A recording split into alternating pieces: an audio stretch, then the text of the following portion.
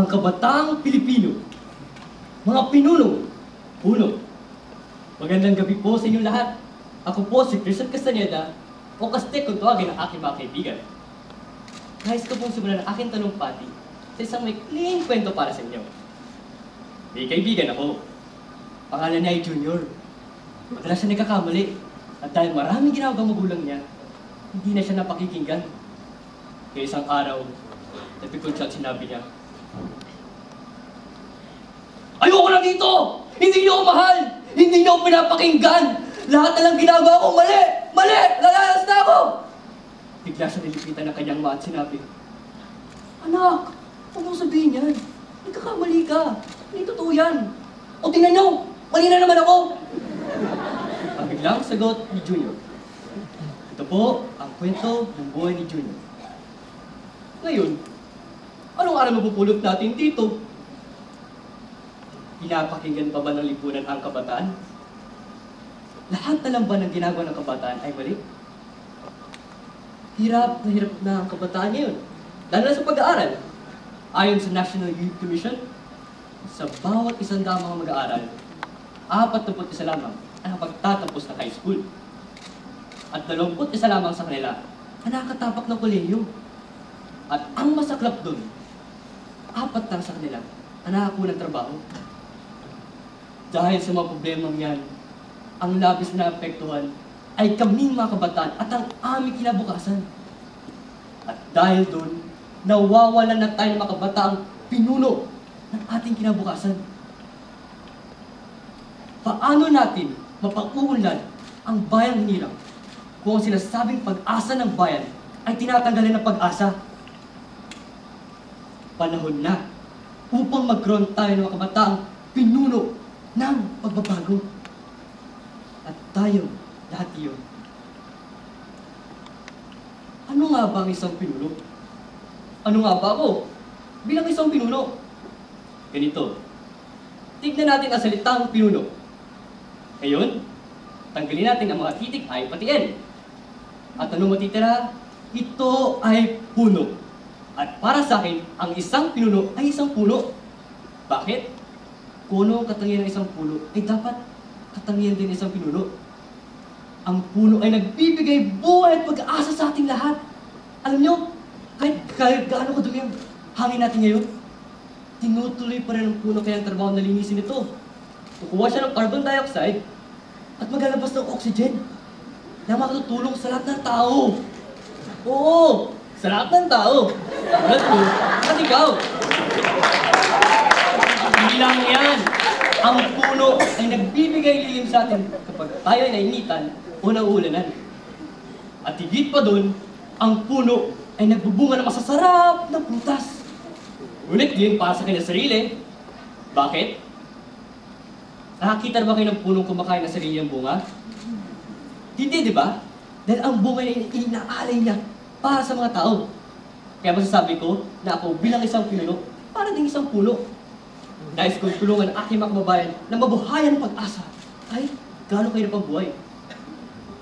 Isa akong kaibigan na maaari ng takbuhan kapag may problema kayo. Ako ay isang pinunong nagsisilbi para sa lahat.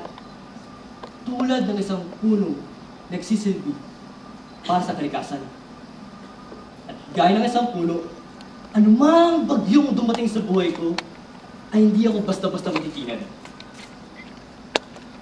Kaya kong gumawa ng pagbabago na hindi lamang sa politika nagkakaroon ng pagbabago. Maging matulungin ka lang, marami kang matutulungan na tao. O di kaya ay, pagbuti mo yung mga talento. Kung magaling ka kumanta, marami na silang susunod na kantang aawitin ng bawat Pilipino ngayon. Kung magaling sa sports, malay mo, ikaw na kauna-una ang mag-uwi ng gintong medalya sa Olympics. Alam ko, sa mga simpleng paraan ito, nagsisimula ang pagbabago.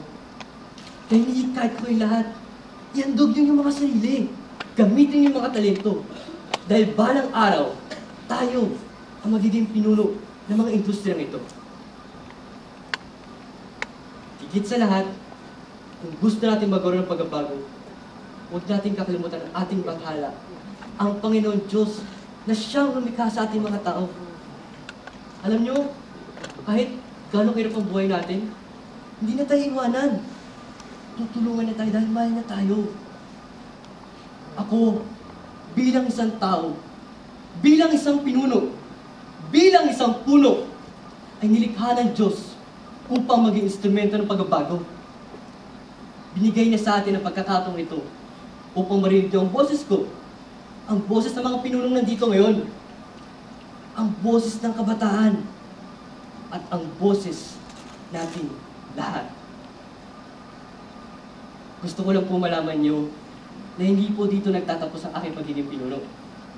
Dahil magpapatuloy kong ginagawa ko sa bahay, sa paaralan, pati sa simbahan. Dahil ito'y nakagisnang ko na gawin sa aking buhay. Gumising na tayong lahat at tanggalin ang mga utas sa mata upang mamulat tayo sa tunay na kalagayan ng ating lipunan. Kailangan tayo ng ating bayan. Hindi ko naman ito magagawa mag-isa eh. Kailangan ko ang tulong nyo.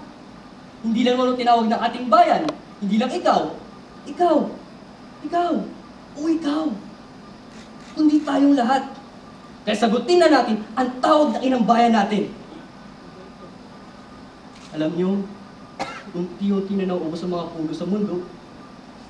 Hahayaan ba natin na pati tayo mga pinunong puno ay maubos na rin? Kaya maging pinunong puno tayo. Itanim natin ang ating mga sarili at magbunga na masasarap na prutas na alay natin para sa bayan. Gamitin natin ang ating mga talento. Tara na at simulan natin ang pagbabago. Magkaisa tayo lahat. Sa tulong ng Panginoon Diyos, makakaya natin anumang pagsubok na harapin. Sabi nga sa kanta eh, basta tayo'y magkasama. Basta tayo'y magkasama, laging mayroong umagang kiganda. Maraming salamat po sa inyo lahat, sa inyong pakikibahagi sa akin. Mabuhay ang kabataang Pilipino, mga pinunong puno, at mabuhay ang bansang Pilipinas!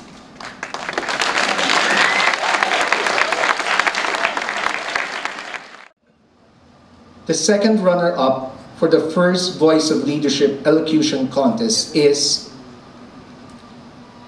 Mr. Christian Earl Castaneda from LaSalle Green Hills High School.